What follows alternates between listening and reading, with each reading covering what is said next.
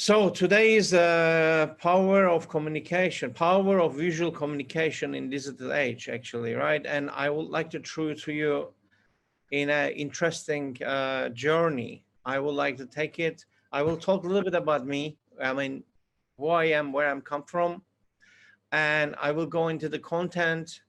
And in the content, I will take through the different part of from the existing of, the eons, the nature, how being communication, and then ancient human history, and then we're going into the modern history, and we're going into digital and best practices, case like that. So I like to go into the second slide, which is where me and my cat Nana, we live in Shanghai. I'm from Cyprus. It's very total different culture, of course, and I've been quite, feel lucky to have a homeland where I am able to access different cultures and histories, because Cyprus used to be a, kind of like an island that has been ruled by a lot of different civilizations. So every civilization, they left their beautiful churches, mosques, amphitheaters, Greek sculptures and museums is like an outdoor museum place. And we have amazing blue, 10 years in a row, ranked by the European Union is the best cleanest waters in Mediterranean season. And that's a little bit about me. And I moved to Shanghai, right? And my focus here a little bit more about, I made it try to do breakdowns. I go through with nature and cavemen, modern history, the humans changing behaviors, and then Chinese ad spending, attention spans are dropping. And I'm going to talk about best use of visual campaigns, branding, rebranding, and with whys. And then I will example of product of core, craft, controversial works, and I'll go into a little bit of packaging, and then user-generated content, technologies, how we can leverage technologies is created more meaningful content and get people the impact. And also not just for the impact and the content, but how we can also get them understand about the brand, how we can bring values with using these technologies to the consumers. Future of brand is disruptive. That's what I believe. And it's all about impact, communication, and perception. Then we will have another Q&A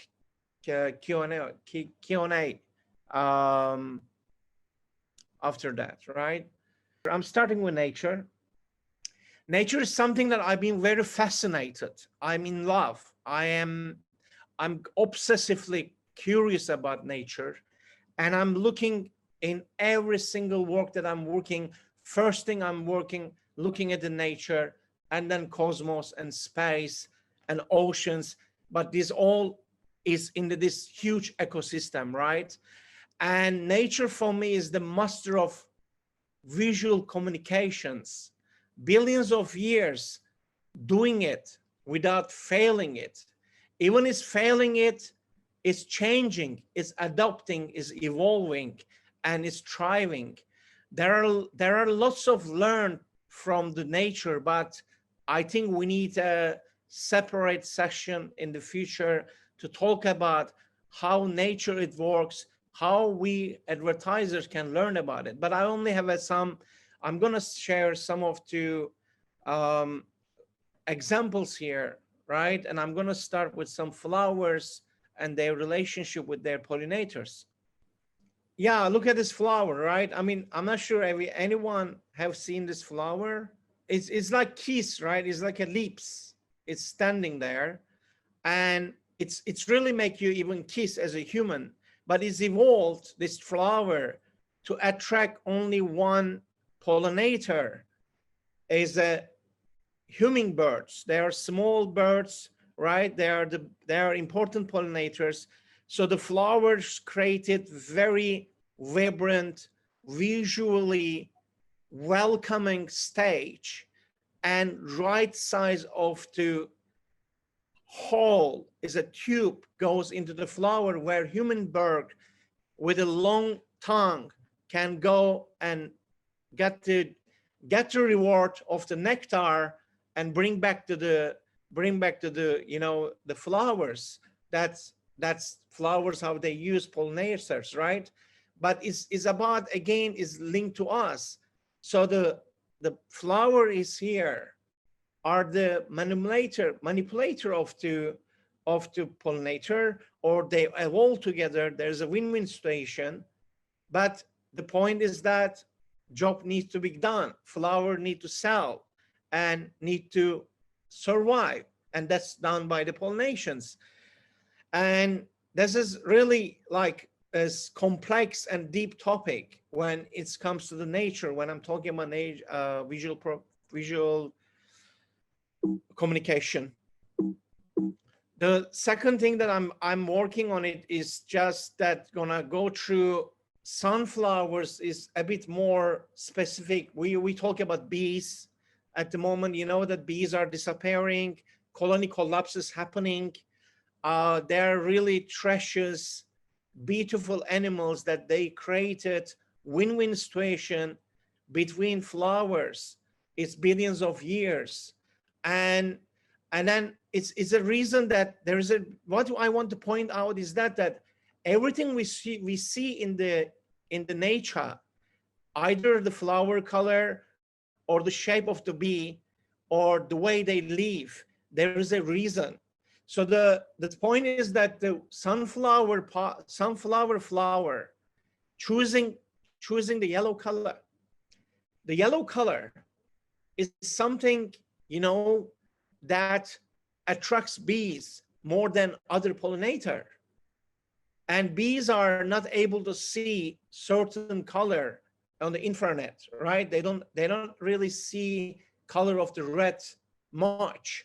So the bigger the flower is, the brighter the flower is, and healthier the flower is, attracting right pollinator and helping the flower to pollinate.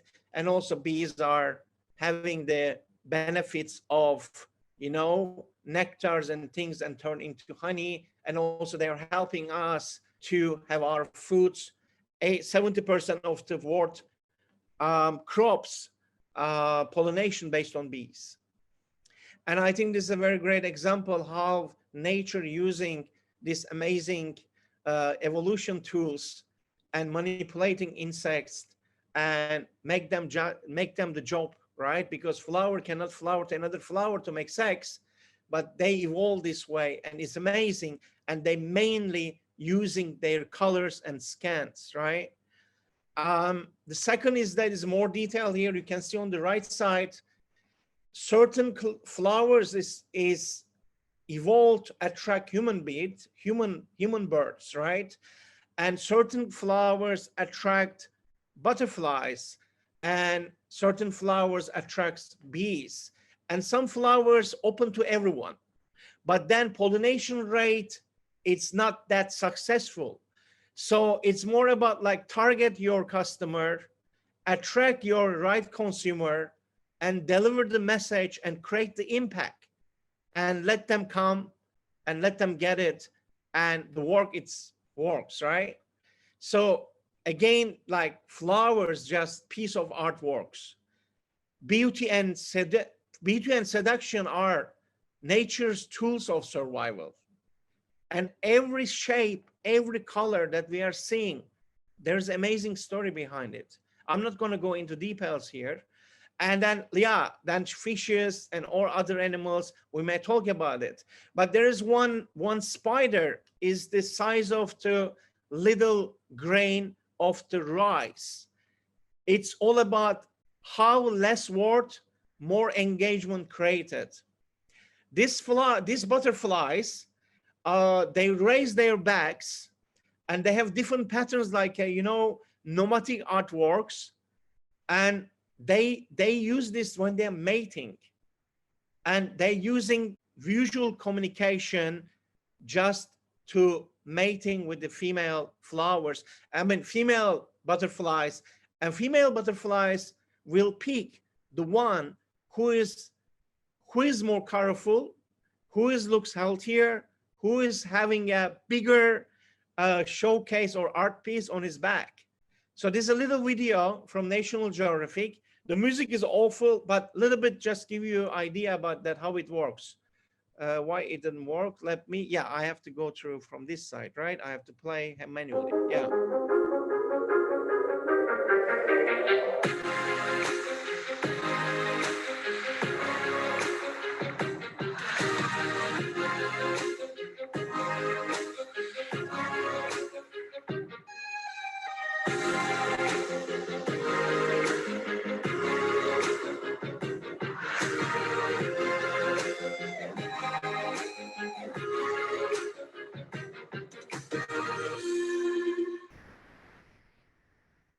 So that's very interesting to see how nature mastering visual communication in a way even better than us sometimes. And now I am looking at the screen. Since the beginning of time, we are visual animals. Human, actually, we are visual animals. And let's look at these paintings. Paintings 40,000 years ago estimated is in France, has been discovered that where first human start to use cave paintings to communicate and, you know, write their stories and deliver their messages. And then I'm going to through is a bit more now is a scale where we're talking about structures, worshipping places, statues, man-made created gods. All they are is stand for the visual communication as well. And then there are interesting things like this is in Istanbul, Blue Mosque is immersive space. It's just sucks you in the blue colors, the dome, the environment. And this is what we are trying to do, also create for the clients, right? Creating immersive spaces with the technologies now. And we're creating and bringing all these beautiful environments to get understand about brand and make them and leave them with the memorable moments, right? So now I'm coming to Catholic Church. The greatest brand in the world is the Catholic Church. Best logo, every lesson in marketing is there. John Hogarty. I've been talking to and listening his talks quite some time. He is one of my mentors that I see in this industry. And I agree with him about the Catholic Church and the cross and the Jesus. It's best logo ever lesson can be in marketing. We go into the Catholic Church again, Sistine Chapel, and the church was itself its client, right? Like us. And imagine that artists that working there for Roman Catholic Church of the same issues dealing with what we are doing today. In advertising, Michelangelo was the first great art director, and his job was just painting all his life. Yes, there are a lot of jobs coming in. I'm sure he got paid, but he has to force to create all these things and change the content time to time because church needs something new. They want to get more, you know, they want to change the content to make it not less boring, get people to join, right? And this is again, from his work, Guts and Edom. And then you can see that, right? The church have authority. There is a regulation of advertising.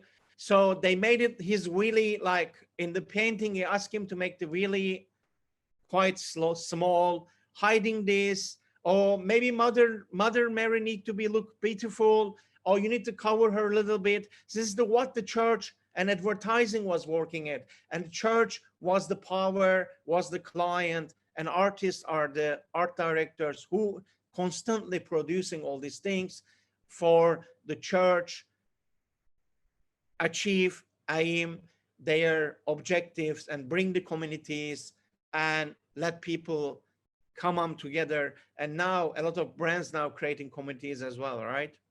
So that's the picture that I was talking about.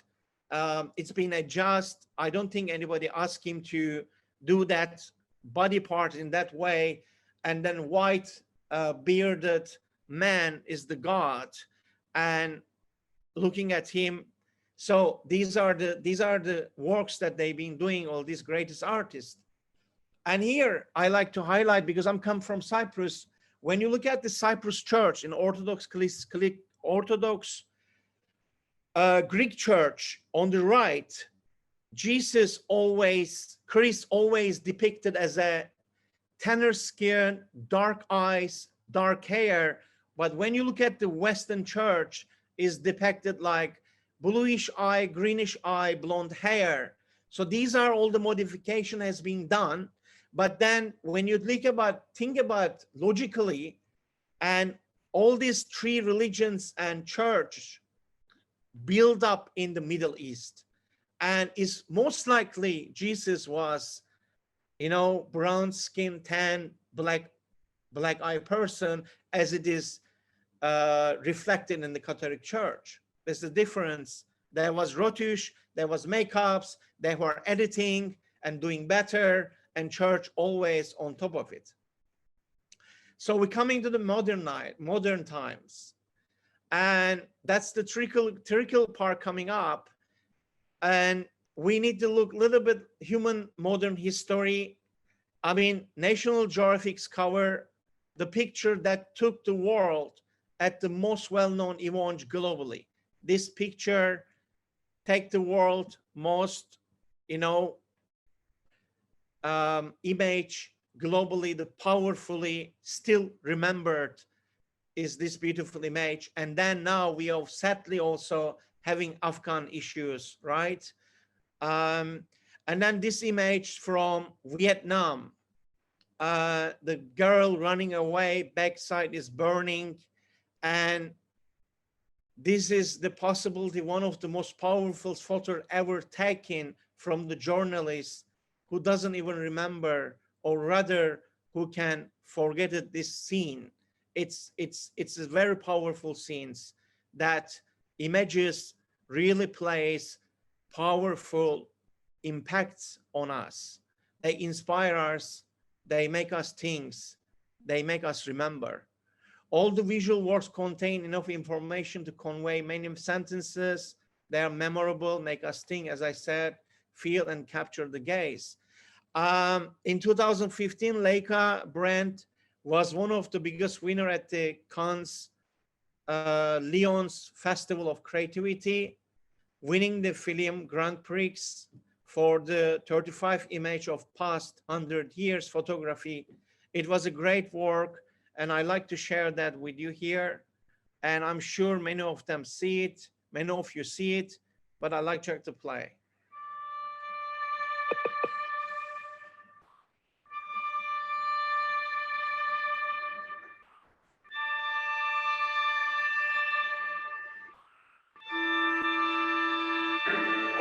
Years ago, something changed dramatically the course of photography. The first Leica was born. Of course, you could say, hey, some of these photos weren't taken with a Leica at all, but I must gently disagree with you. Leica took the camera out of the studio and placed it into real life. Image à la sauvette, snapshots. We were able to see, to feel, to smell thousands of moments. It became an extension of the eye of the photographer. Joy, pain, ordinary things, fear, losers, winners, misery. War from inside. One image contaminating the other. Metastasis.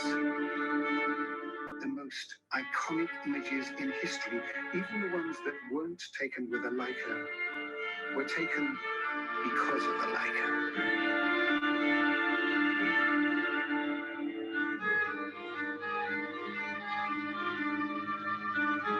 We didn't invent photography, but we invented photography.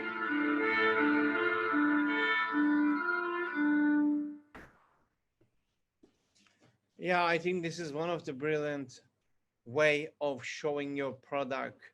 100 years of celebration, and bringing all the still images from the past and bringing together with the video. It's this awesome work. And now I'm going to talk to you a little bit about um, powerful, yes, images. We are, and 10% of people remember what they hear. Always this says, right? 20% people remembering what they read, but 70, I think 80% of people remember what they do. And it is more than just that. Visual are processed 600,000 faster than text in our brains, and more than that, 80% of information we receive come through our eyes. And we are going into, humans are changing, we are going digital, we are already in digital, and we are struggling, brands are struggling, creatives are struggling to cope with it. But yeah, this is where we are. I saw this guy at Starbucks today, no phone, no iPhone, no tablet, no laptop. He just sat there drinking coffee like a psychopath, but he was enjoying his moment, right? So this is where we are came. This is where the new generation is looking at the things like that. Everybody holding their phone, they're disconnected with each other, everybody on their screens. Some of the examples that human changing again, 10 years ago, everybody watching things by eyes. Now we are watching with things with our tablets or mobile phone and devices, right? This picture actually took long ago in South China Morning Post released it. That was I think it was like 7 years ago in China, because people was so much into their phone. They created the pathways that, the phone carriers need to walk this way. This all is crazy, right? I mean, like, because you creating a crush to each other because nobody looking around. That's the why also we are going a bit backward, because we are closing eyes to all our surroundings. And consumers are changing, consumer behaviors are changing. They're constantly changing, new habits, new attitudes developing. They are looking for something beyond the product now. And they are more interested in the experience than the things. The more interestingly, Gen Z, they are looking something beyond the product from the brand, memory of experience, which they have value much more than the products, but also they drawn into authenticity. And I think authenticity is making success, because when you look at the TikTok and when you look at Instagram, and one of the newest, most disruptive platform, TikTok, with over 1 billion users, I think the success come with the being more authentic platform than Instagram, which is Instagram is more framed, more modified, putting in a way that you look great. But what TikTok take it is something that much more real, much more authentic, much more playful. That's why it's relevant to the younger generations. And here we can see, this is talking about user-generated content, and user-generated content, very important when they have this freedom and authenticity, not just like getting KOLs or something. People really go into the authentic stories, even in a TikTok or social media, other channels that you are sharing. I'm going to share one example from Japan. Is brilliant example. We voted in AdFest last year. It was great example with the minimum budget, how you can get your consumers run your brand and share your brand. Rory Tune campaign from the McDonald's Japan, and this is their video sharing.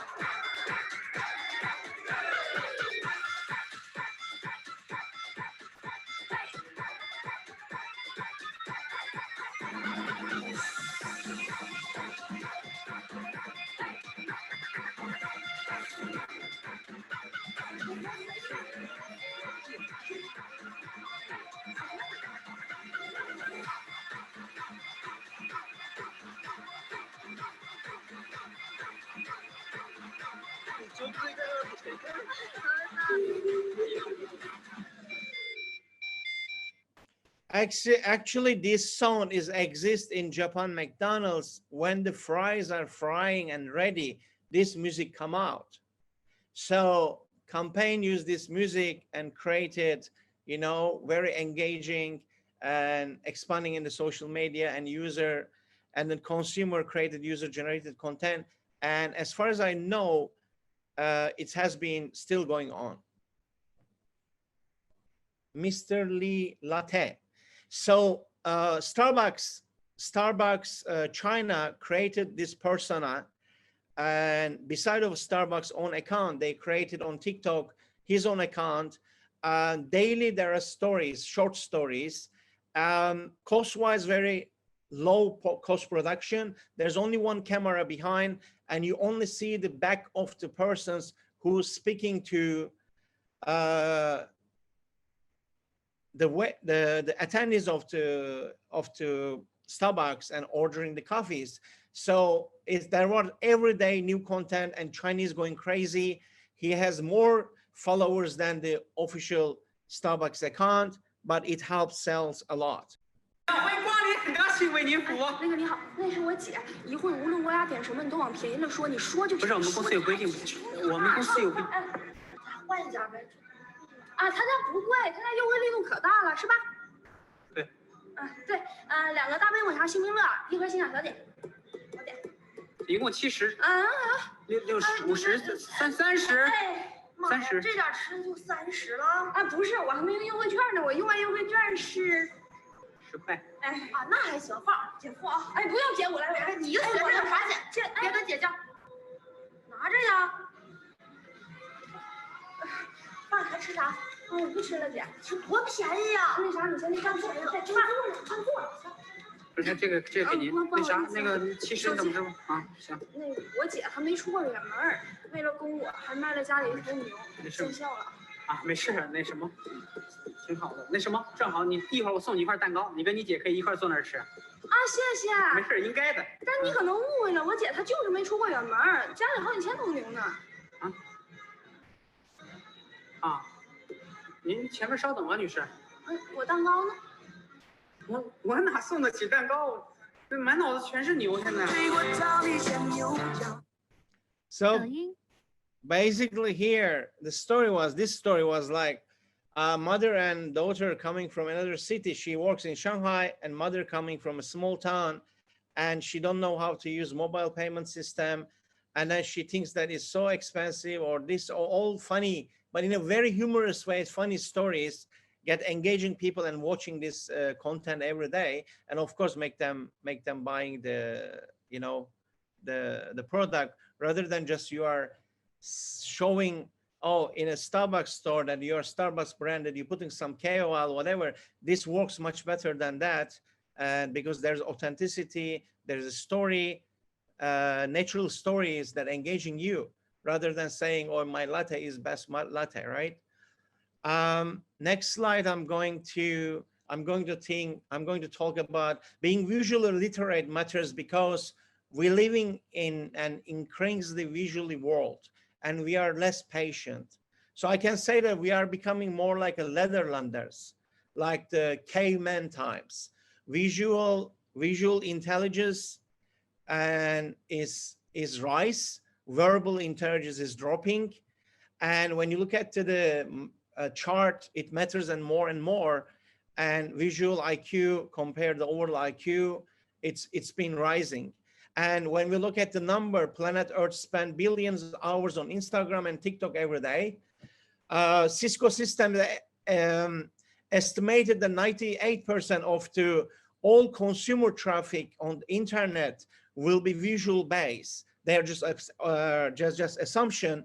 And currently 90% of the buyers prefer interactive and visual content over traditional content. In a world where the attention spans are shorter, the time constrained, and we are missing the opportunity to engage our audience more quickly, effectively, and emotionally.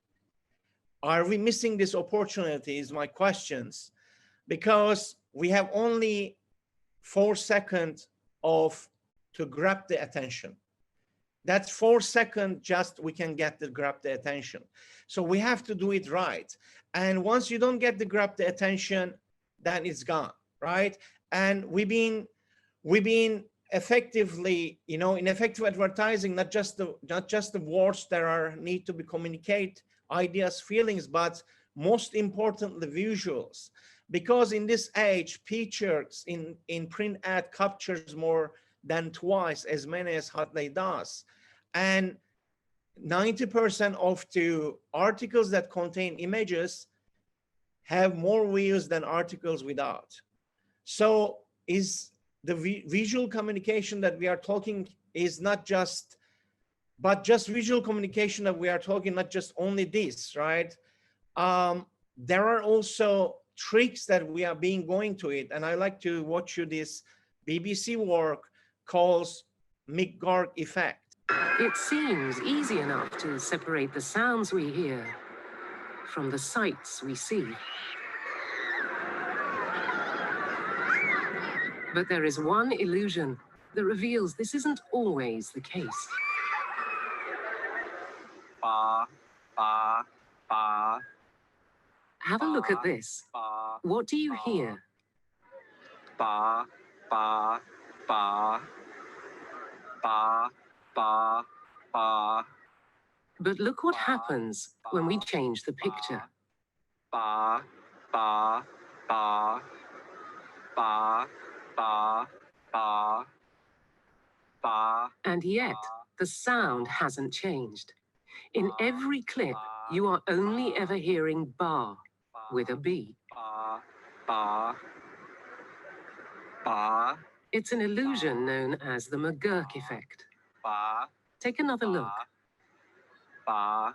Concentrate first on the right of the screen. Ba, Now to the left of the screen. ba. The illusion occurs because what you are seeing clashes with what you are hearing. In the illusion, what we see overrides what we hear. So the mouth movements we see as we look at a face can actually influence what we believe we're hearing. If we close our eyes, we actually hear the sound as it is. If we open our eyes, we actually see how the mouth movements can influence what we're hearing. Ba, ba, ba. It's a bizarre effect. Remember, the only sound you're hearing is ba with a B. Ba, ba, ba, ba, ba. What's remarkable about this illusion is even knowing how it's done doesn't seem to make a difference. Ba, The effect works no matter how much you know about the effect. I've been studying the McGurk effect for 25 years now, and I've been the face in the stimuli. I've seen stimuli thousands of times, but the effect still works on me. I can't help it. The speech brain just takes in that information and doesn't care about what outside knowledge you bring to bear. Ba, ba, ba, ba. The McGurk effect shows us that what we hear may not always be the truth. Ba, But it also helps us to understand what happens when our senses conflict. ba, ba, ba. When the brain has the conflicting information, it tries to make sense of that conflict. And depending on what type of modality is providing more, I guess, salient information, that information might override or at least combine with the other information. So we can't always trust what we hear, because sometimes our sense of vision takes over, enabling us to maintain a coherent view of the world. Yeah. So that's the another angle. It seems right? easy enough. So when we look at the overall visual communication and what's happening on the digital landscape and how brands are perceiving it, how the agencies, the brand advocates are chasing, also we are getting wrong too. We are getting wrong, and there are numbers I like to share with you. A day in data, we are bombarded by over information and messages. We have so much distraction. You can see that how many millions of messages on Twitter, a new platform, how many gigabytes, you know, the messages going on, emails is going on, and we are constantly in disrupted, and we don't have patience. We are losing patience. We are getting distracted, and when the numbers come in, 90% marketing is ignored, because this is the value of the digital advertising in market in China in January 21. Total digital ad spending is over 20 million, 200 million spent on the digital is 200 million. And on the video content, 6 billion, 8 billion, and apparently 80 million was spent on marketing last year, but 90% was not noticed. So our job is to get noticed. And of course, our job also not go into this problem of latest gimmick. Latest gimmick is that what agencies, brand side, client, we are all being into this trap, and we've been working still like that. We see every channel as a medium. So let's think about this circle, and then penta inside is the human face. So it starts, let's say, with the paintings, and then printing, and then cinema, radio, TV, and then billboards, and then social media, and then another new digital dig, another something happened. We forgot to focus on the middle, that the human is the real medium. All these things are here is not the medium. They are just the channels. And all the planners also failing in this trick that we are forgetting. So example here, what happened to Pepsi refresh project many years back. Pepsi first time is become number 3rd in their world history in America, is a ranked number 3rd brand after Coca-Cola and other drinks. It's because of that, they just put all the money into the new gimmick. It was social media. And it lost so much money to the Pepsi. And then another topic that I want to talk here is area that I want to highlight. Brands are suicidal in the name of the God. The God here is generation Z, new generation, okay? brand suicides in the name of the Generation Z, because we are seeing all these things. We are seeing all these things. For look at the fashion brands and all the like high-end brands, luxury brands, all their fonts are going same in the sake of social media visibility, which is I'm not agree with that. They are the heritage and they are very well-known brands, but to be look social media better and readable in social media better, we are going to the same of age of the sameness. Another example I want to share with you. This is great work, right? It takes long, persistent, hard work of decades. You don't even need to see typography of Nike, just the image, the last row on the right, right? That's how it has to be. It's not like in one day you're going to change everything. It's not like that.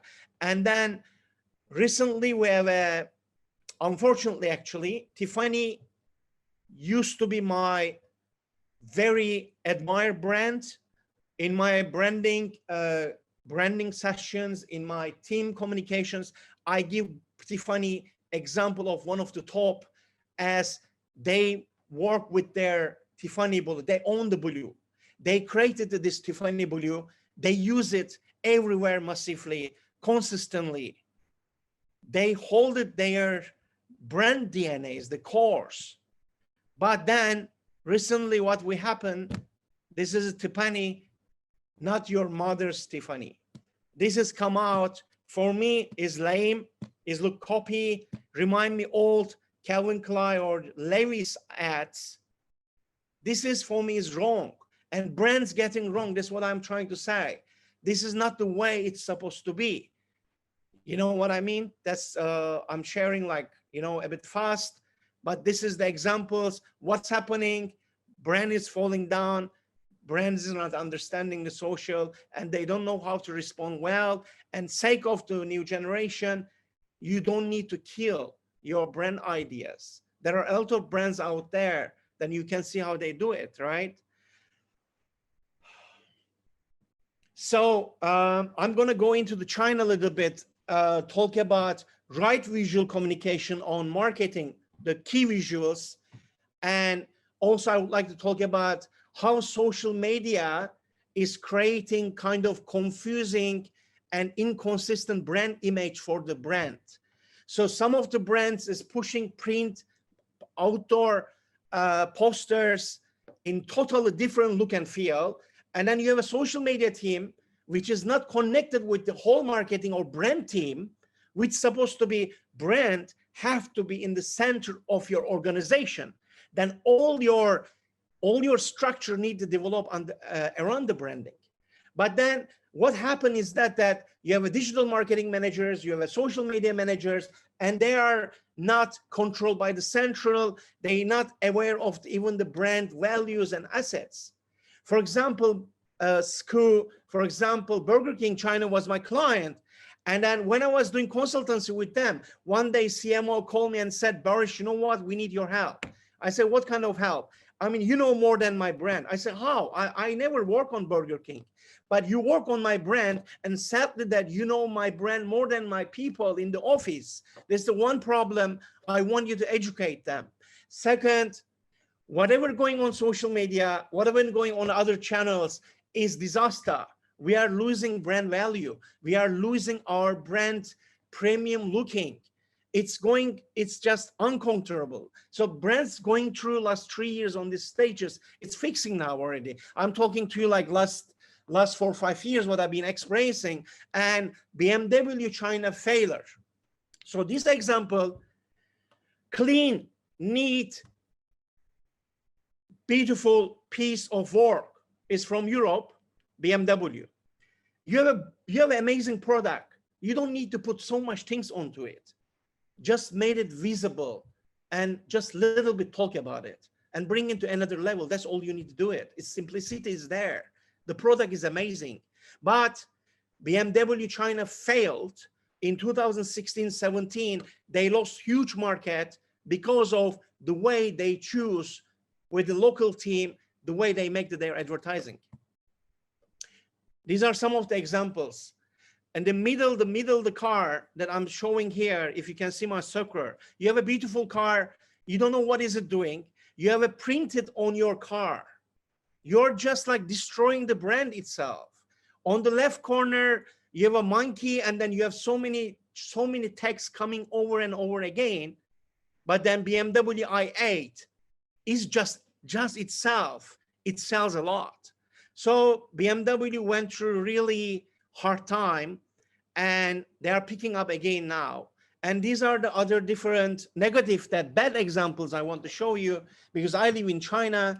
Look at the Jaguar, Pisa, Mercedes, Lipton tea, Jape brand is all about KOLs, all about overwriting on the beautiful products, mixing up. It doesn't really telling you what it says. It doesn't really stand for something. It's just too much information. Who is going to read all this text? Who's going to notice the car? I'm going to notice the man. So these are the things that, you know, has been gone through it, and we are less than a few seconds that form a first impression. And so fast that can cause disaster or create magic in your brand image. In social media, it just can second. So you have to be really prepared. You have to fast, but you're really prepared, and train your teams and change the team structures in your marketing departments to deliver and work with the right brand agencies, right? But again, what is the right visual communication? We are talking about visual communication. We are talking about examples. But what is right visual communication? It's simple as like that, I believe. Stay to roots, be consistent, persistent, insistent like pollinators. Considering your content, know your audience like a flowers. Make an impact like a sunflower. Expanding your options, being smart with color like spiders. Make it stand out, but not apart. Own it your color, own it your brand assets. Involve the audience, get emotional, move it for meanings like humans. This is what I think we needed. And when you look at this here, that I like to share, where is the problem coming mostly? We are failing on the impact stage, because in the funnel, you cannot have an impact that you can persuade someone. You have to get noticed, then you can build communication. Then you can build communication, then you may talk about persuasions. But unfortunately, a lot of planners, they start talking about pursuing the customers before getting the impact. Maybe you can communicate and persuade, but most of the work's failing on where the impact is, which is the most important part. That visual communication, where need to fix this. I believe that's the only and most successful tool when you're making impact with a true story, with the right visual communication. This is the problem. So I want to go into some best practices, some of the good works from the world. Maybe some of you already know, all of you from the advertising awards, and you know, you guys been judging a lot of things, but let's look at the works that creative, timeless, authentic, different, loud, provocative, brave, relevant, relatable, and real. Because in social age, we also be always relatable, relevant, and real. I will come to that point later on. So this campaign from iPod is a beautiful campaign run all over the city. I was in Hong Kong when this campaign launched. I was in the city MTR on the buildings. What they did is that they just didn't really talk about iPod. They didn't write anything else. They just show you what this product make you feel. That was the great success. This is iPod. This is the advertising, how Apple approach it, simplicity on its best. And here there's a video I want to play a little bit.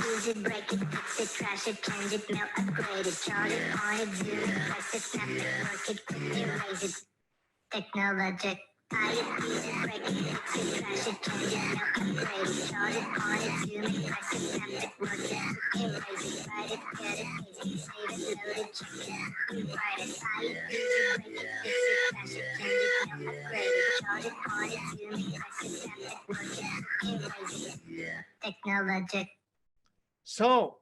it's a brilliant work, simple, maximum 3 color involved. All the Sulis are dark, doesn't matter who they are, aliens, blacks, whites, doesn't really matter where they from, how they look like, always matters. This product for everybody. And this is how make it feel. I'm going to next slide. Simplicity is the ultimate sophistication. I'm going to talk about one of my favorite works, White Out of Red campaign of Economist. I never read The Economist, management trainee, age 42. This is brilliant work. This brilliant copy work is brilliant key visual work, artwork. You may say this in a 10 sentence, 10 words. Oh, you know, I don't read like Economist. I want to be smart, then I can. This is the difference. Doing something and diluting into something very, very simple and in one sentence. I never read Economist, management trainee, age 42. And economists run this campaign over, I think, years, for a long time. What economists also did in this campaign that important, they didn't care about the next issue. They didn't invest into the next issue or the next sales of the magazine. They invested in the brand. They being consistently pushed out on everywhere. I can read this. Can you? It's simple, right? Economist readers have already worked it out. That is brilliant. There's a humor, and you are just with your brand in a very simple way, using your red color, the white fonts, and just Economist logo. So what is the takeaway here for me? Importance of selling brand, not next week's issue. Importance of consistency. The brand proposal evolved over the decades. In the essence of what we do, taking complicated some briefs or a problem and reduce them down to something very simple and very powerful. This is the job as creatives in the industry. That's what we need to do, not something we need to do complicated, over-colored, over-painted. Our job is to take something, the brief, complicated or problem, reduce it, and make it something very powerful. You don't need too much for that. Stay to roots and craft. In the Cox history, is become most awarded ad campaign in the whole Coke history. And they bring the kid there, and they wouldn't hire a job to him. After that, he finished the school. Can you just join? He opened his own advertising agency. But then also, this is a brilliant work of simplicity, right? And how you're spotting a talent, and how you bring it, and how you're turning into this. Another work recently we see from, there are two parts of this work. I want to share with you. This here, it doesn't work my keynote very well. I need to go page by page. This is Burger King and Pepsi did it. Better with Pepsi. So the burger, it says, Pepsi indirectly saying that is Burger King tastes better with Pepsi. But after that, they did this one in the same campaign. It's just take it down. I mean, it's just a little bit lame for me, this one, right? Clones and things working. I mean, if they will just keep this is pure craft. It was a brilliant work. And another craft work I want to show from Japan. There was a place, very famous lake into kind of the, if I'm not wrong, it's kind of the temple or Japanese national park. Due to virus, not to COVID, but due to some pandemic virus, this Japanese iconic fishes are disappeared. They die out. And then they just recently run a campaign, art campaign about this work. And they created all this beautiful craftsman, and they start to also bringing the fishes again to the places. So I'm just pulling down like this that you guys may be able to see, because I don't know why I cannot change the slide or I cannot play the animations. Yeah, that's the place of the garden, and they put on the walls, or they put on the floors, and they run in the whole social media. It was quite successful and very useful campaign that has been done. And another one here that of course we're all familiar, how McDonald's using their arches and shapes, right? Little brand elements, open at night, next exit, using as a traffic sign, turn this way, turn that way. It was a brilliant work. And example of using McDonald's golden arches into directional billboards was Fun Twist. Not to minimal use of text again, because very recognizable brand.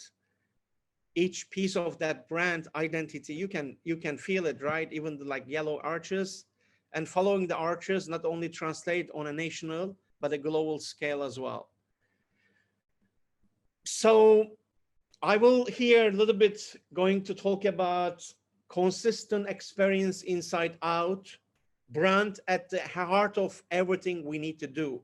So inside out, what I'm trying to explain here is inside on your company. First of all, you have to fix out your brand book, brand look, everything about your visual communication.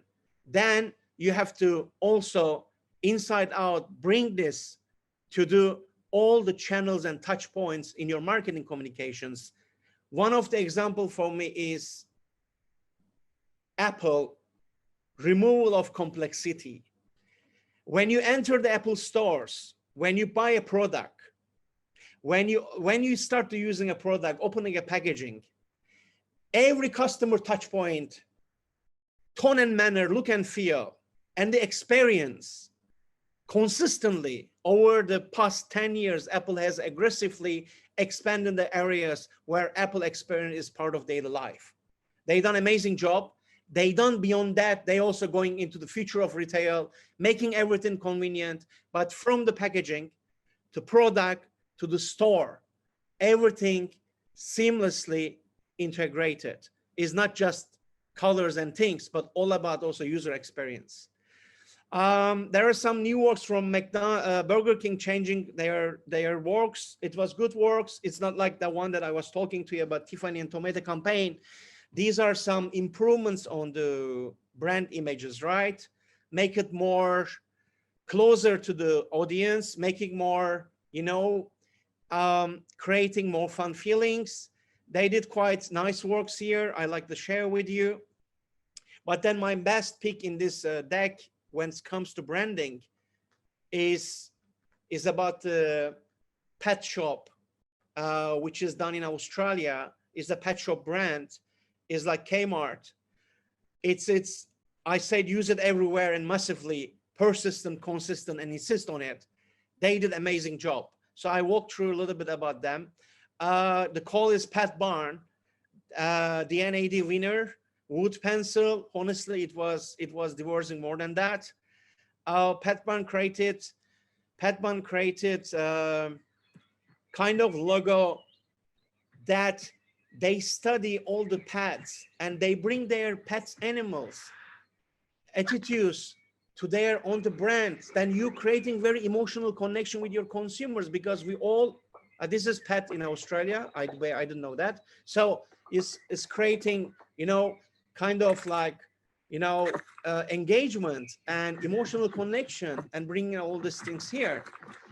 So I'm going to go a little bit deeper on this brand, right? So it was very old school brand, and then agency need to change everything, and they start to be the color, and they start to play with the very minimal animal characters that created all these IPs. So this is the bus stop, and then where's the Pet Mart is standing. You can also see late night shopping, black cats is lights are, riding. Here's this beautiful backside of the store, stuff entry. Even they use the camera with the bird because they're all the brand assets, right? Brand assets. And then car park, and then delivery boxes, to the merchant, the bags, and then the way they deliver to customers, the booklets, open close signs, insurance for pets, products for the pets to use, their delivery trucks, everything, and their mobile. They did created everything seamlessly, online, offline, and bring just pure brand idea all over the Australia, and they deserved the brand. And this is the one of the brand that I really admire on branding. So there's a small video to show you about this work.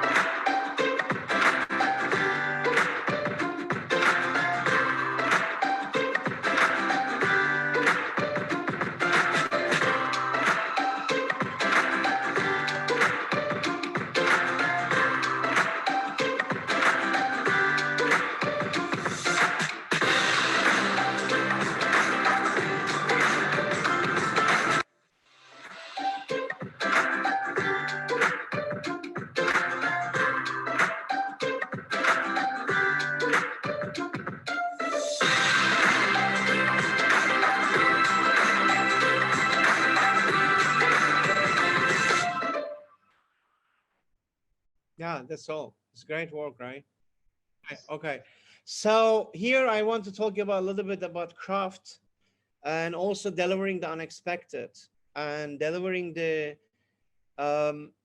brand story without showing the product and what this product is cost. There's a brilliant work from Japan, as I like to share.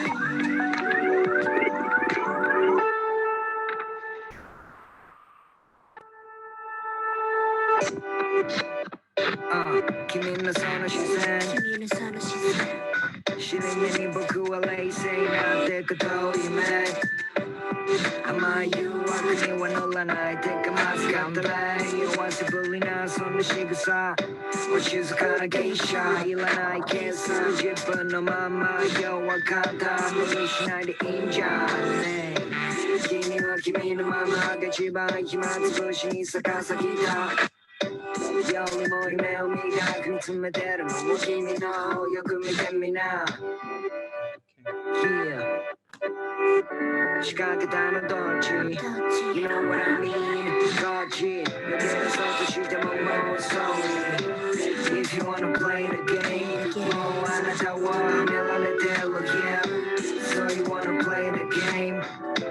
so you wanna play the game. If you wanna play the game, so you wanna play the game.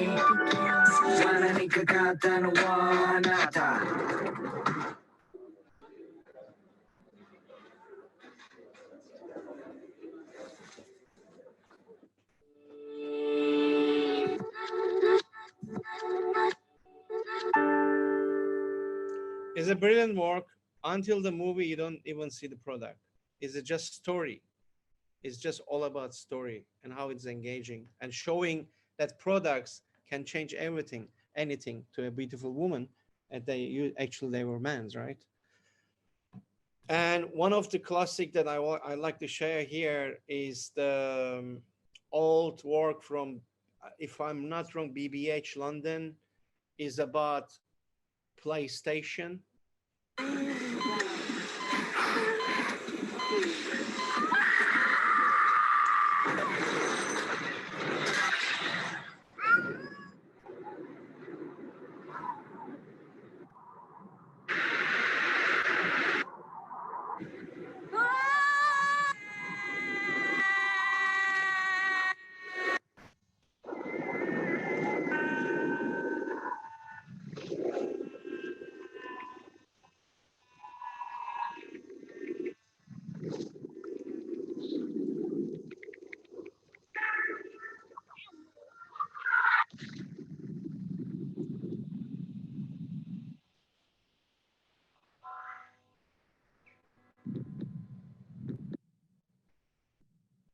Beautiful work.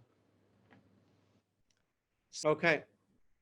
So I would like to talk about own your idea with this Level Airlines. Have you ever, anyone heard about the Level Airlines? It's a new airlines, I think a couple of years ago, launch. I don't know what happened rest, but the attitude was, is quiet, disruptive brands and very millennial focus, but they did in a very, you know, not like just coming up with some funny changing colors and fonts.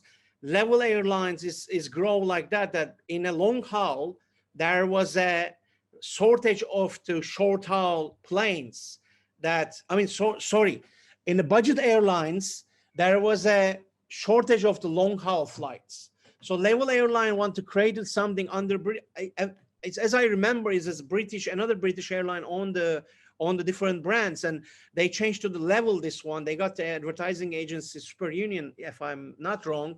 And then logo here is just, you know, is the seam of the colors and the shapes that they use it, just want to do relevant to the millennials. And it's, as I said, that on your idea, when I say on your idea, purpose, positioning of the idea behind this airline was the democratize the air travel for everybody. So you have a low budget airline, but you cannot go long distance, right? And also the target purely for the millennial audience. So you can see the logo here different than the airline logos, which is mostly they use national flag or kind of images, right? So very contemporary digital first brand identity, very, very, very relevant to the young generation, and inspired by even the poster K visuals, they put it everywhere. It is your world, flylevel.com. And then they inspired all this, the fonts from the airport codes, right? LAX, Auckland, you know, this kind of things, drink, swim, talk about experiences as well. And they go beyond like that. Is in the, they play with the very abstract art, clean backgrounds, and they created all about your airlines and people based on just experiences. They focus on the experiences that this airline will bring you experiences where you like to go and you couldn't go.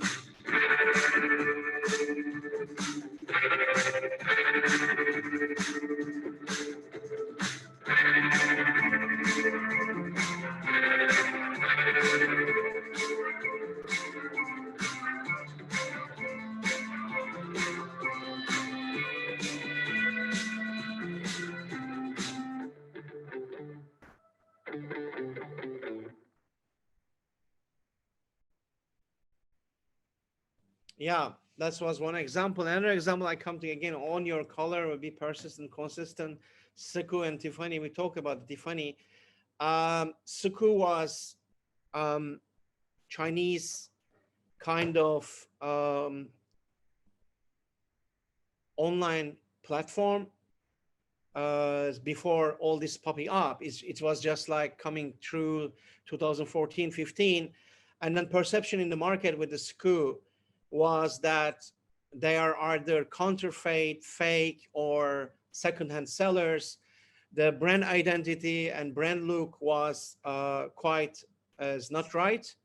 And with the new management approval, I work on this one, and I did the whole visual identity, and we focus on in 2017, we just bring out the yellow because I believe that yellow will never die. Is a timeless color.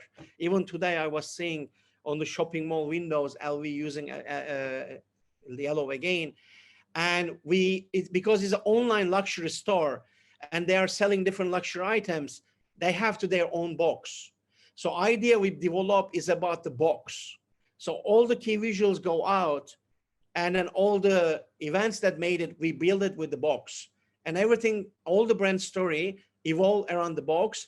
And we created also experience centers where people enjoy and come into lifestyle products and try the products and this, and we took them to NASDAQ. That was one of the successful way, and showing you insistently massively using your color as a brand identity and your shape of the box because you're delivering luxury products. That's one of the example I want to share. Second example, I want to go into a little bit, future of brand is disruption. Right, when we talk about Elon Musk, when we talk about disruption, we are seeing different crazy things happening, and being a disruptive brand is something beyond that, just creating a brand. So this video, Elon Musk actually the one that sent to Tesla to the orbit.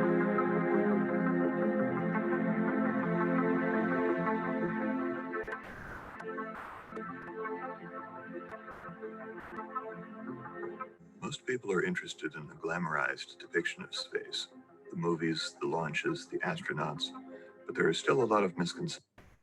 So that's the example of disruptive brand. Another one is BBC Two, National Television of UK.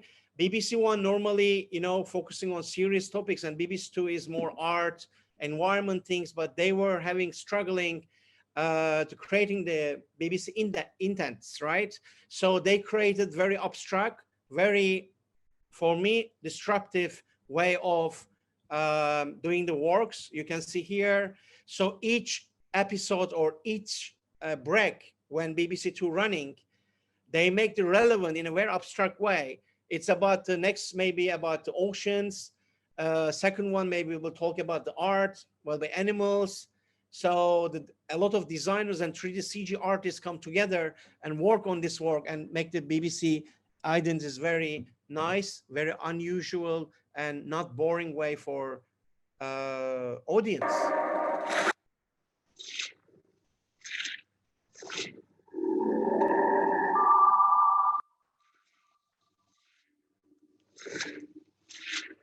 So all about the two in between is a line.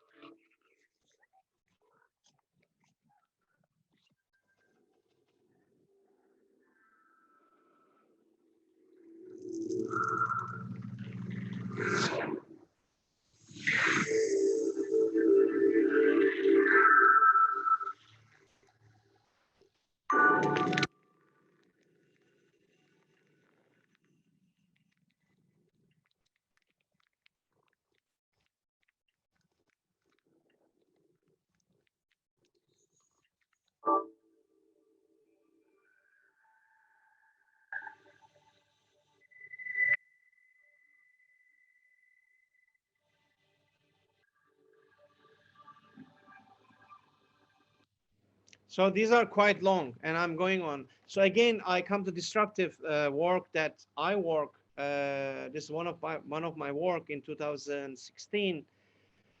No, sorry, 2018.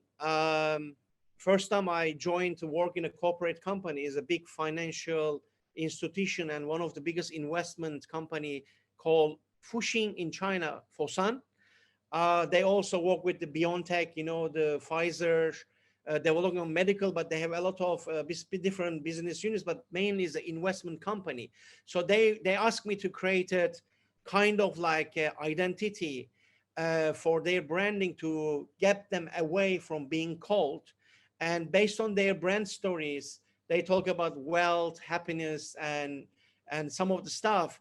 And we created a family of them. And many people was against in the company, luckily, except my bosses. The result was awesome. And we painted everywhere. We make installation. We bring colors in the whole. It's just like, imagine that this is like investment, huge Citibank kind of buildings and malls there. And we totally change everything in order to make it, you know, more relevant to do also the city, kind of the beautification. And this is my photo in this installation. There was a pig here in China. That's why I put the pig. I'm not very fond of the pigs because I created Nana as well in the story, my cat. And it was a pig here. And when my boss saw this photo, he come to me, he said, you know what, you did great job. It's unbelievable. And unlike any other people has been done for this kind of brand and company, but why people, you're taking photo on the ass of the pig? And I show him this because it goes viral. Everybody going there. Thousands of Chinese start taking photo in this tunnel and the ass of the pig, but not the face of the pig. So then he said was, okay, yeah, they're happy. But yes, I mean, like this is one of my work. And then another interesting work I want to share with you quickly, Stella Artois did it during the pandemic, right? To distancing. They use very nice murals and created circles and use distancing to playing with their branding. That's also is kind of a very nice piece of simplicity and art piece that the Stella Artois has been doing for a while. I don't want to run the video. I will pass to product at core. I will go through some of the like visuals, like no one grows like ketchup Heinz, Tabasco, you know, other side is burning, it says nothing. It just says it's hot, right? And then this one, is it ad for a steakhouse? What do you think, guys? Any opinion?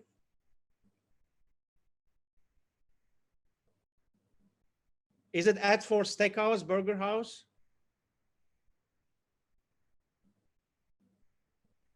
Ad for ketchup, maybe.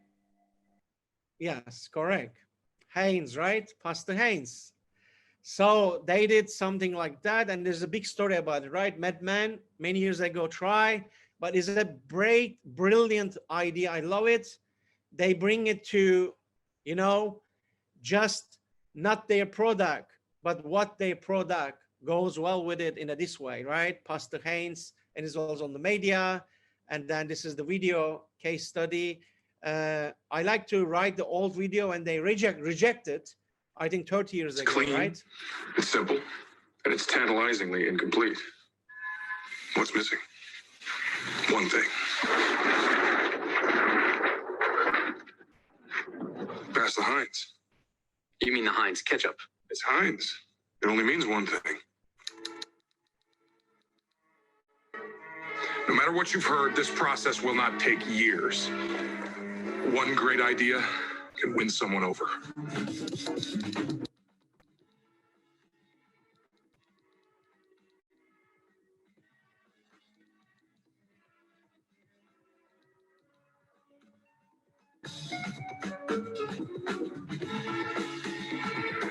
An old pitch, a new chance. Well, Heinz is launching ketchup ads inspired by the TV show Mad Men. Mad Men vuelve a hacer noticia porque se hizo una publicidad nacida en esa ficción, se hizo realidad.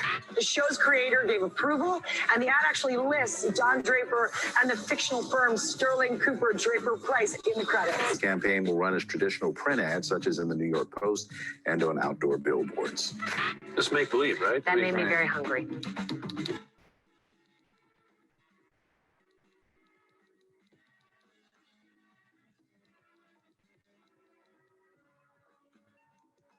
It's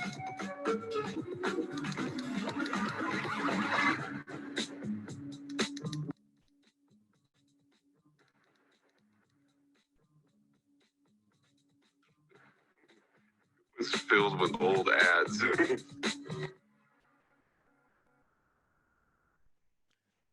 Next, I'm a little bit talking about emotion, desires, show how the product make you feel, use of colors and provokes stills and motions. I was thinking about when I look at this picture today, I was looking at some of the images online. I said, this is the best key visual brand of egg with some flies on it, right? I mean, if you want to sell an egg brand, and most of the egg brands we are buying like that or in the boxes, right? Or we just see the egg. But I think what we need to do the best way is this. Can you taste the yolk of this egg? And I'm literally tasting by looking at this picture. I think this is a contradicting example here that how you may create a desire to someone to bite that egg, that dripping things, right? So I'm going to go through a little bit provocative advertisings and a little bit softer ones. So apologize if it is offended, but these are advertising and we are behind.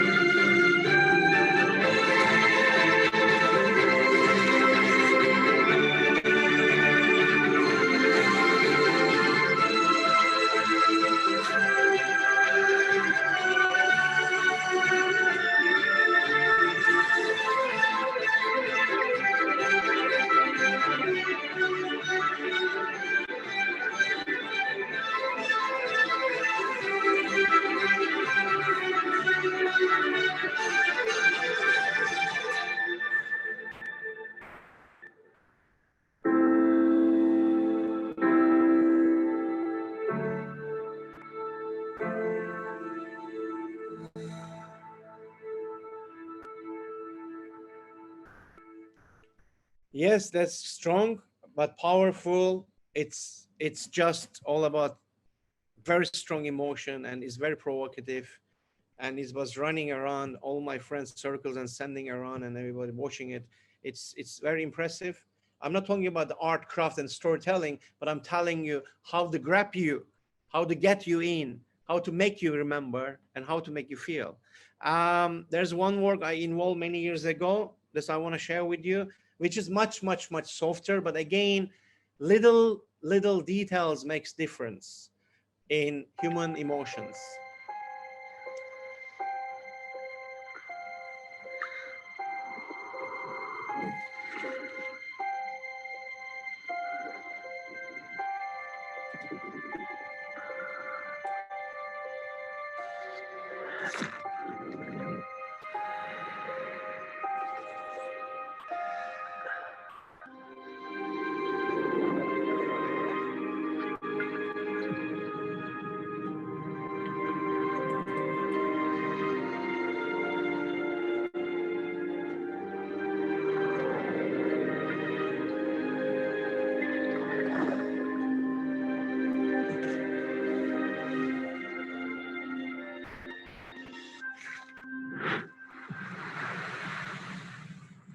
Yeah, that was a Jewish ad 7-8 years back ago.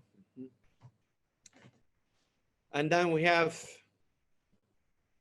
classic, timeless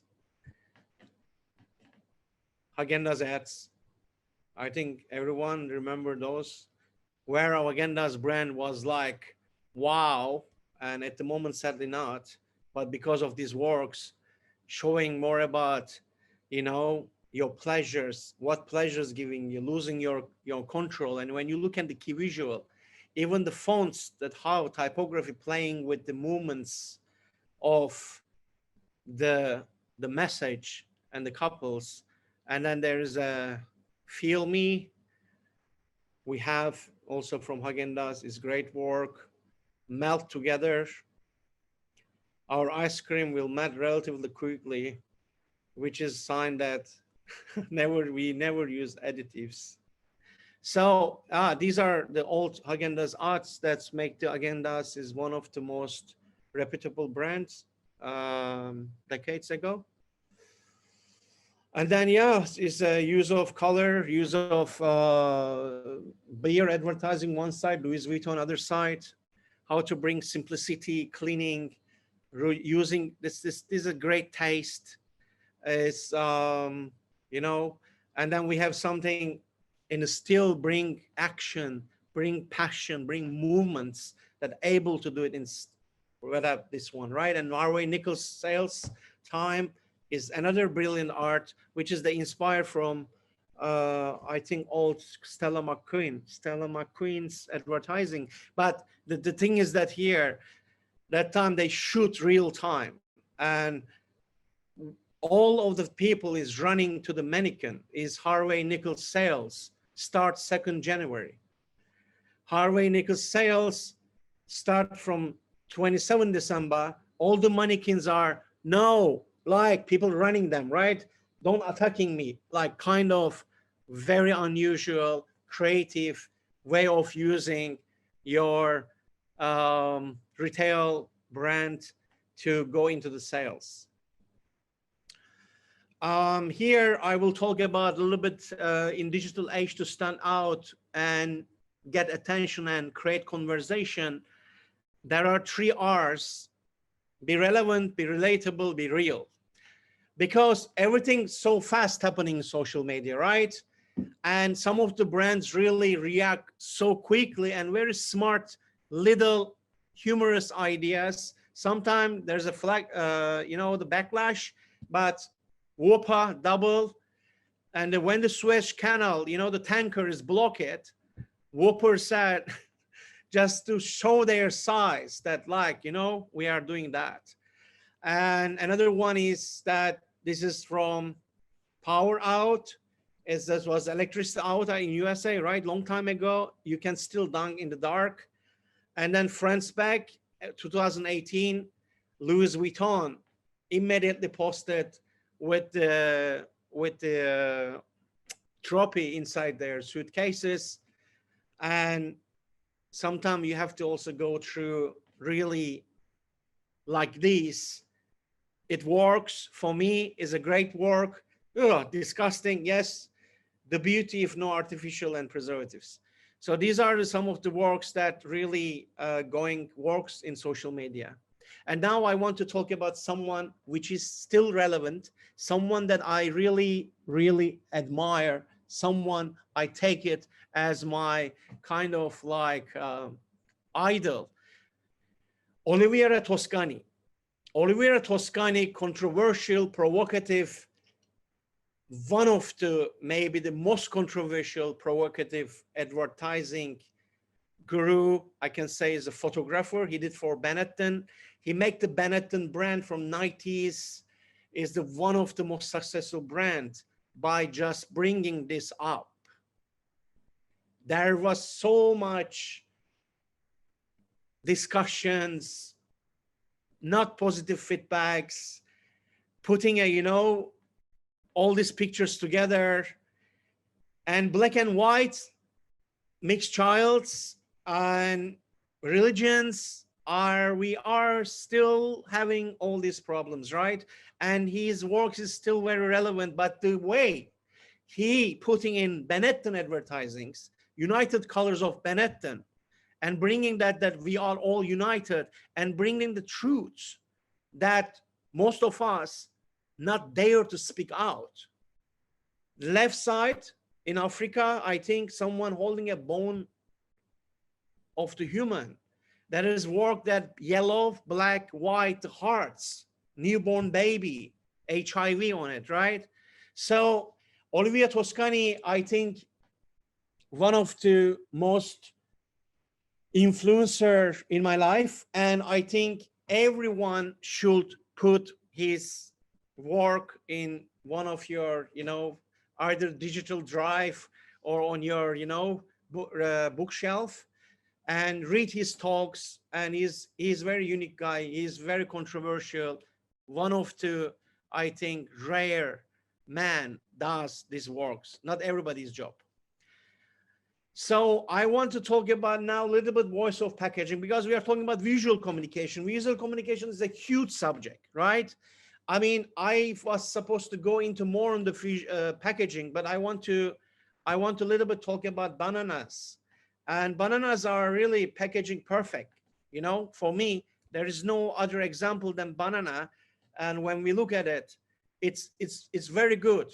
But you guys, how you guys eat the banana? Like, you guys normally holding from the handles, or you are holding from the, not the handle, the hard part, the soft part, and opening the handle one? Is a question. I just learned it. I was eating wrong way. And it makes a really different experience.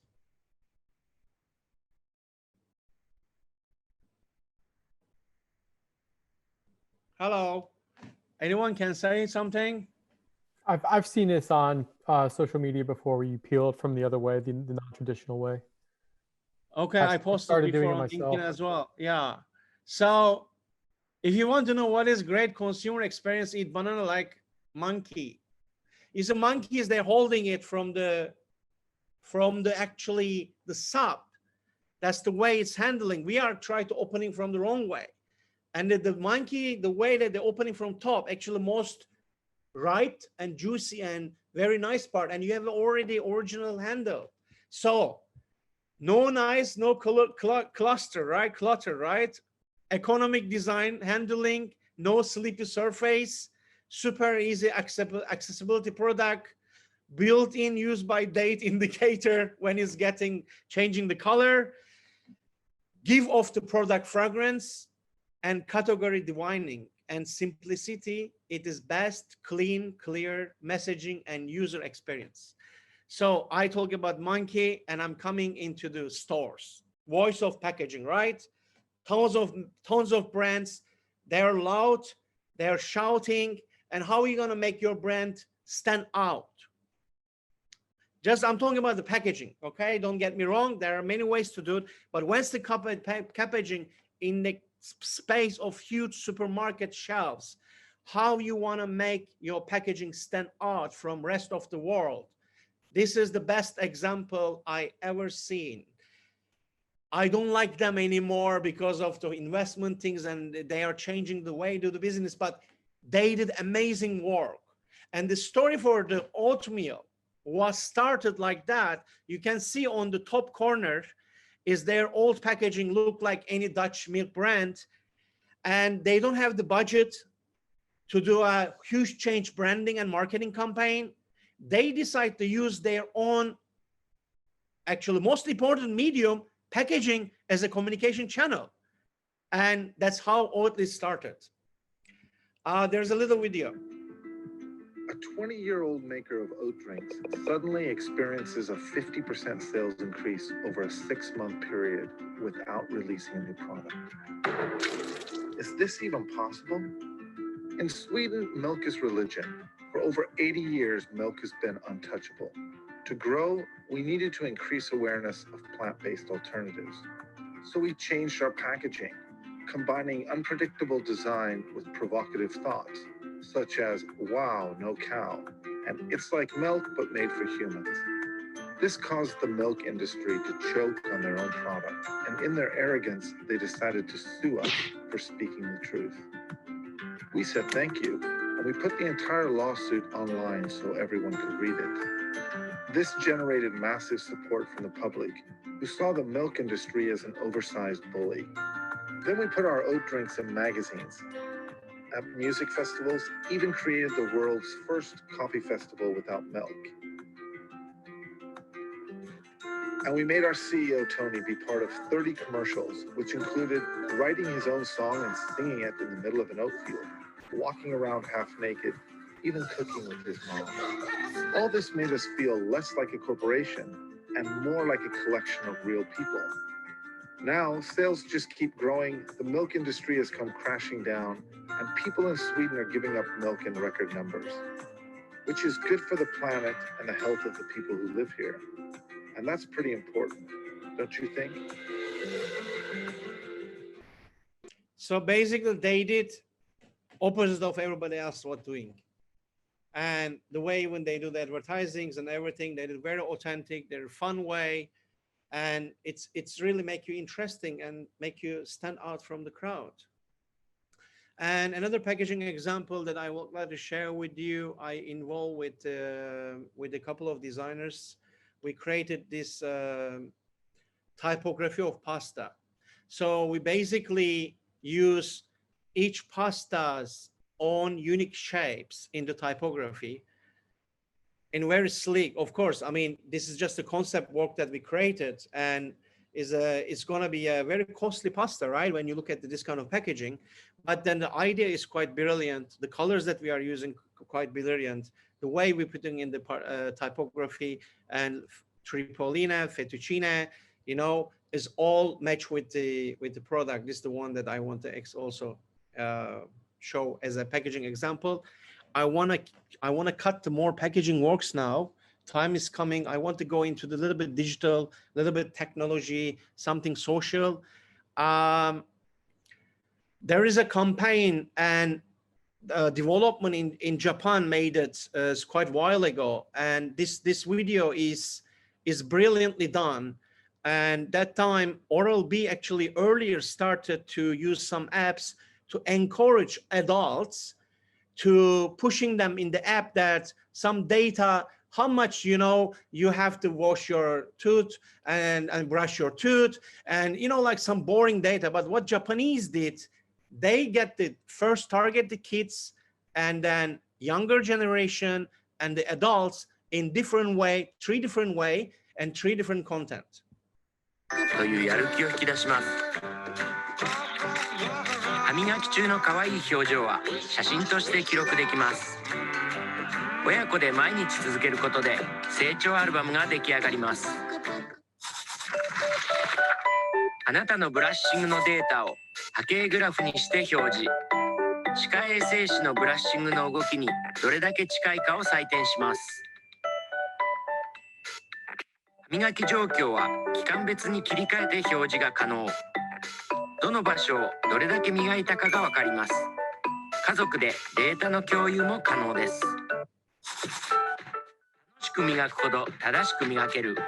初めての歯磨き体験が生まれました。磨き方を磨く。ガムプレイ。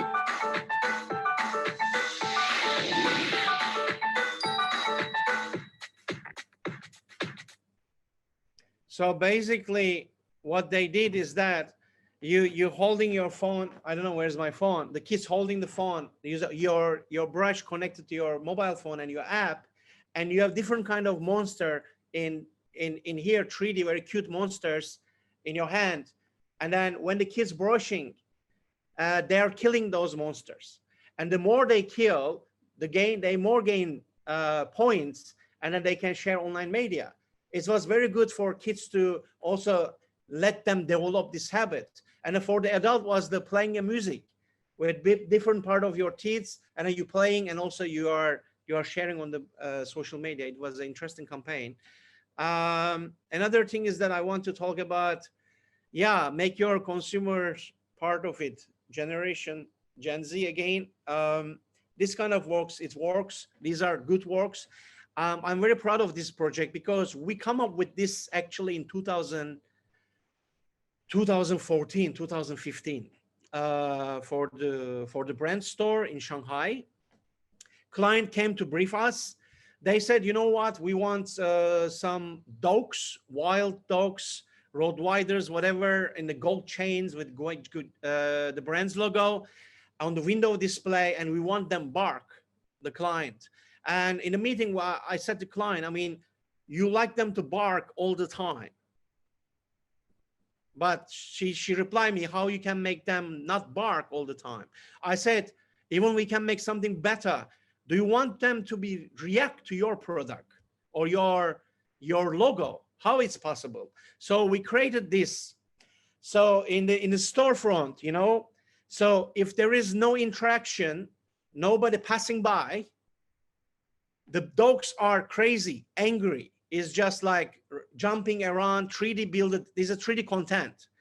And then once someone come out with the store, come out of the store with a Givenchy's bag, and there is a recognizable logo of the this technologically we did that logo recognizable by the dogs. Once you pass in front of the dogs will suddenly sit down like a soldier in front of you and show respect. Then client loved the idea, and it was a great use of technology, not just like having animated content on the screen, but also bringing the brand and how this brand affecting also your own pets there, dogs, right? This is what we did. Another one is a very new project. This is the mock-up that I'm showing you is in 3D screen in Chengdu, China. We created the Chengdu Museum, very immersive museum, and this spot was being very popular in China. A lot of brands was using because of the angle 3D content is able to like look like coming out of the screen. So we want to do launch of the Panda with this, using this huge giant billboard with the new technologies. So you can watch.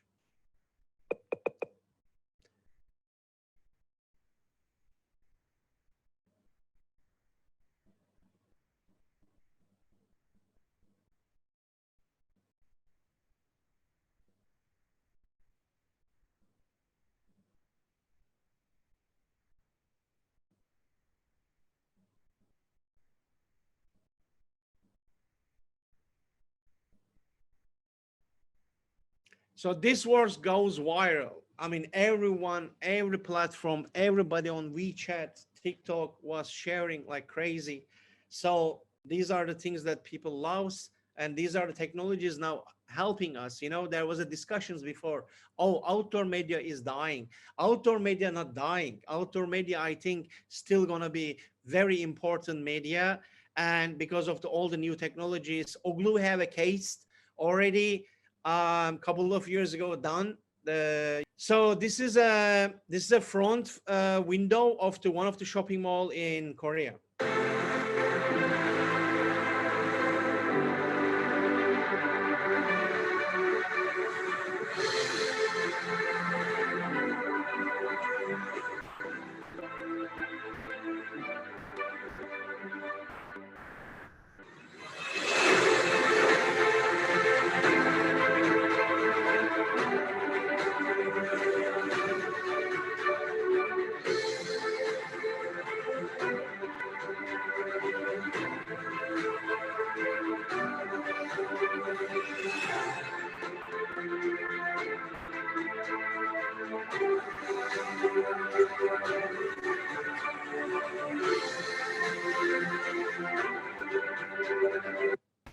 So it is beautifully showing how can be powerful window displays. This contents are going really, really elevating. Screen technology qualities, LEDs are improving a lot, and these are giving a lot of opportunities.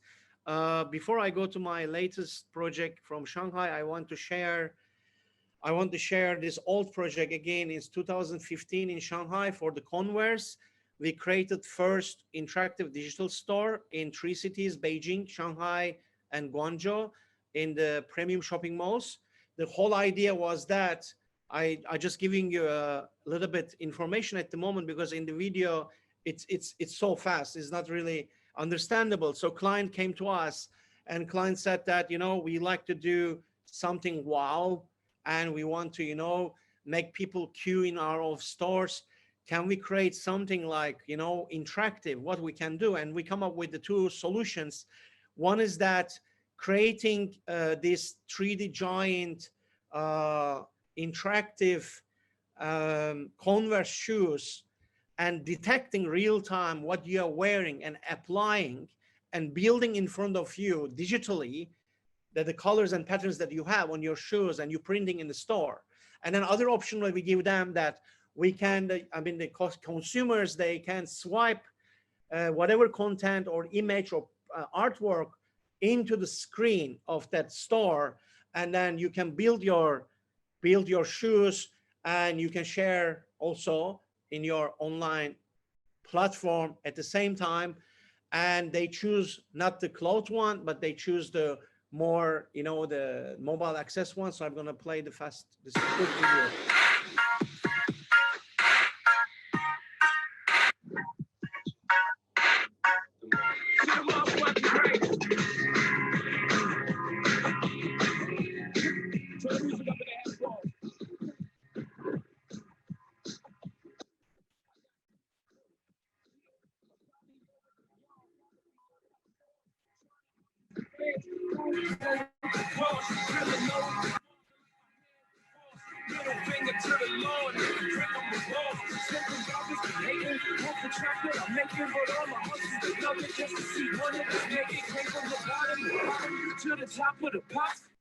Yeah, that was the project we did in 2014, 15.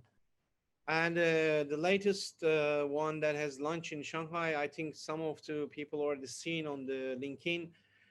Genesis is a Korean luxury brand, first time coming to China. We spoken the brand honestly. I mean, there was their 4A agencies, including I was working on the experiential agency. I mean, using your logo very big in a giant size in the most important location of Shanghai doesn't really give you real benefit, because you're not Porsche or you're not BMW, or not like you know, let's say Chinese brand that you already known in the market. Nobody knows who you are. And when they see your logo Genesis flying on the sky, people will not really get it. I mean, like, after your market presence, you can do this better, but client choose to do this with the drones, and they like to they play this. And yeah, the video is here.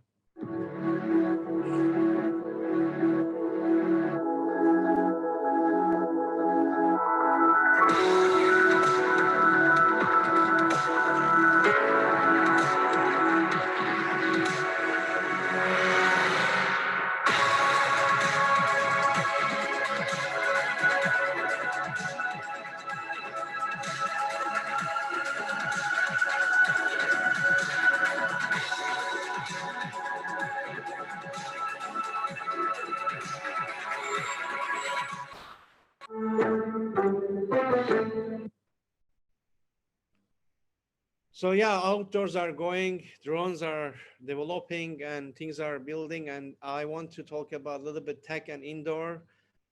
This is a great example from Lego, where you can have a space with minimum cost and construction building it, but you can also turn into an online, offline integrated experience and shopping feast.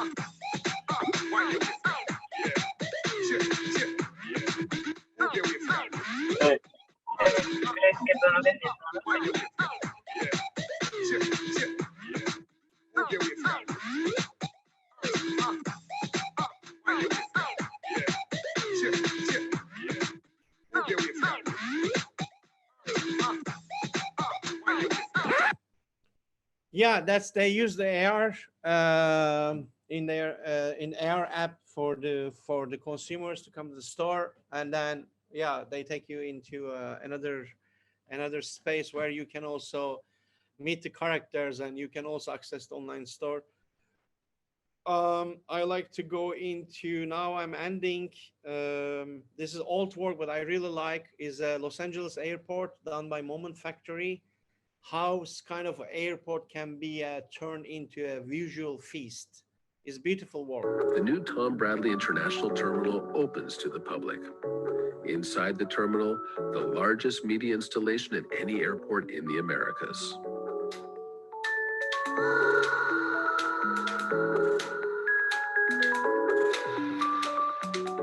The goal, enhance the passenger experience, bring back the magic and romance of travel. More than 16 months of intensive multidisciplinary work are needed to produce an immersive multimedia ecosystem that helps brand the terminal as a destination. At its heart, a digital storytelling strategy for 7 huge media features. Each feature is part of the architecture. Each has a unique identity that's linked to a key moment in the LAX passenger experience. All of them are orchestrated to work together in the space. The Time Tower is the centerpiece of the new terminal. It's constantly evolving, from an architectural icon to a tribute to the silent film era to an art piece that expresses a floating, dreamy time of travel. As the clock strikes the hour, an immersive moment of wonder that spreads to other features. Floating above the main hall as passengers enter, the storyboard tells atmospheric tales from Los Angeles and destinations both real and imagined. A new generation of departure displays, the destination board shows not just outbound flights, but also visualizations of real-time data from LAX destinations. The interactive portals react to passenger movements as people head to their gates. The artwork, music, and effects are linked to real-time flight data. They change to reflect the destinations of outbound flights. Arriving in Los Angeles, passengers are greeted by the luminous welcome wall, an invigorating splash of energy 8 stories high. Just after the security lineups, the Bon Voyage wall is a moment of suspension that marks the transition into the terminal. 7 media features, 1 vision. A new kind of public space, a new form of brand experience, a place where passengers' journeys start long before they board their planes.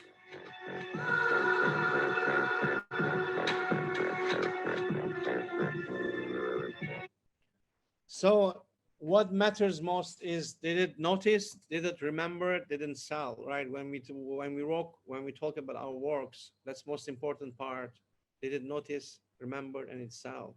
So as I said on the funnel before, we have to do the impact first, then we can go into communication, and we can start the persuasion. So my takeaways here, seamlessly, like to share with you, is that like we have to seamlessly deliver consistent brand idea across all touch points and platforms. We need to adapt to a local culture, and we have to pushing the limits with the new technologies to stay ahead, but not that forgetting that everything comes back to the human. It's all come back to the power of emotions. We need ROI, but more than that, we need ROA as well, return of attention, because social not a disadvantage, but is opportunity. And you know, if you want your audience to think, feel, or do something, design visual accordingly, be authentic, be different, loud, and brave. In the age of selfie, people are craving something that speaks to them personally. They want real, candid moments from everyday life. They spoiled, they're asking more, and they need true human experiences. Authentic imagery taps into the passion and emotions. I want to end this speech with a little talk from a guy that I used to like to share with my teams. It's a beautiful piece. Please listen. Did you know that 80% of the information we receive comes through our eyes. And if you compare light energy to musical scales, it would only be one octave that the naked eye could see, which is right in the middle. And aren't we grateful for our brains that can, take this electrical impulse that comes from light energy to create images in order for us to explore our world? And aren't we grateful that we have hearts that can feel these vibrations in order for us to allow ourselves to feel the pleasure and the beauty of nature?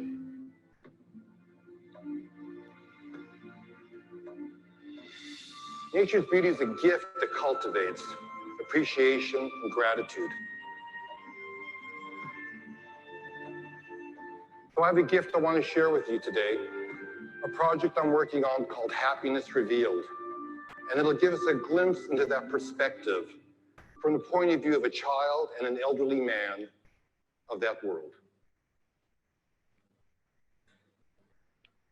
When I watch TV,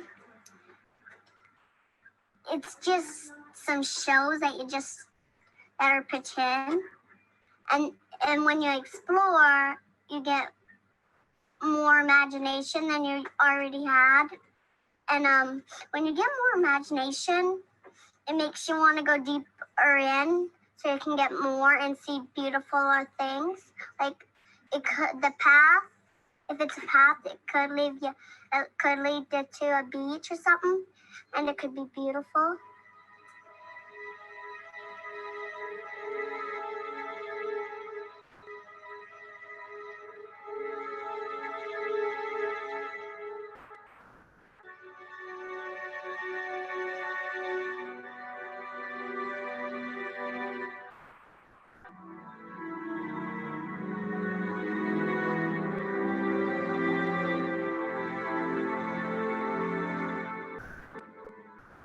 You think this is just another day in your life? It's not just another day. It's the one day that is given to you today. It's given to you. It's a gift. It's the only gift that you have right now. And the only appropriate response is gratefulness.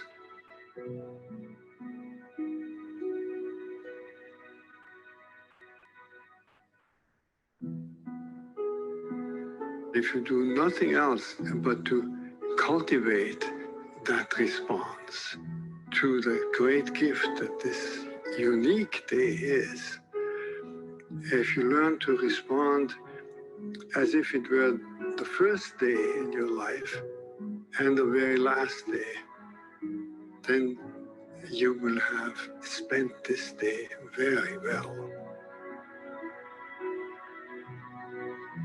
Begin by opening your eyes and be surprised that you have eyes you can open. That incredible array of colors that is constantly offered to us for pure enjoyment. Look at the sky. We so rarely look at the sky. We so rarely note how different it is from moment to moment with clouds coming and going.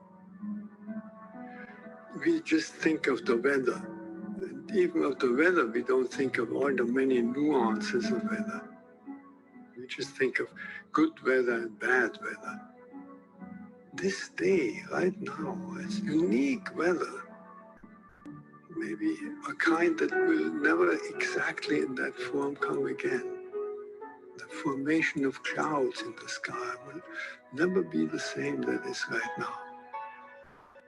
Open your eyes, look at that. Look at the faces of people whom you meet. Each one has an incredible story behind their face. A story that you could never fully fathom. Not only their own story, but the story of their ancestors. We all go back so far. And in this present moment, on this day, all the people you meet, all that life from generations and from so many places all over the world flows together and meets you here like a life-giving water if you only open your heart and drink.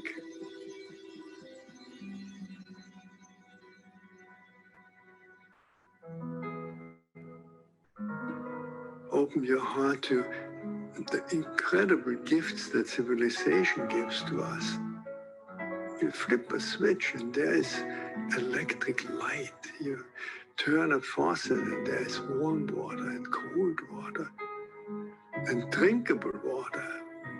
It's a gift that millions and millions in the world will never experience.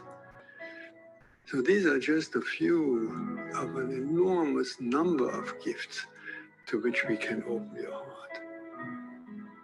And so I wish you that you will open your heart to all these blessings and let them flow through you. That everyone whom you will meet on this day will be blessed by you. Just by your eyes, by your smile, by your touch, just by your presence. Let the gratefulness overflow into blessing all around you. And then it will really be a good day.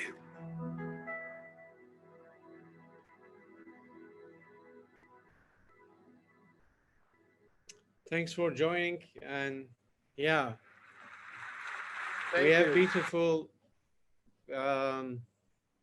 nature and world around us. We need to be grateful and make people with our works say, oh my God.